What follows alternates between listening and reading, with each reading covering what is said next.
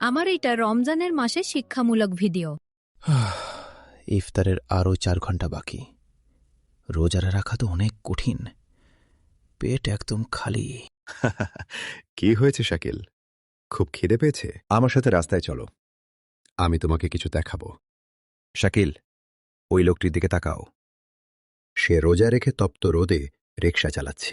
ওনার কি কষ্ট হচ্ছে না দাদা? অবশ্যই হচ্ছে, কিন্তু রমজান আমাদের এটাই শেখায়, যাদের পেটে প্রতিদিন খাবার থাকে না তাদের কষ্ট অনুভব করা। রোজা মানে শুধু না খেয়ে থাকা নয়, ধৈর্য ধরা এবং মানুষের প্রতি দয়া দেখানো। এটা বলে শাকিল এবং শাকিলের দাদা বাসায় ফিরে যান। এদিকে ইফতারের টাইম হয়ে যায়। আল্লাহু আকবার, আল্লাহু আকবার, আশহাদু আল্লা ইলাহা ইল্লাল্লাহ, আশহাদু আল্লা ইলাহা ইল্লাল্লাহ। দাদা, আমি এই খেজুরগুলো আর শরবতটুকু আমাদের দারওয়ান চাচাকে দিয়ে আসি।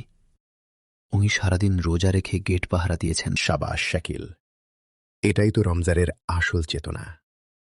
যাও, দিয়ে আসো। তারপর সাকিব ইফতার দিয়ে আসে এবং সে এবং তার দাদা দুজন মিলে ইফতার করে।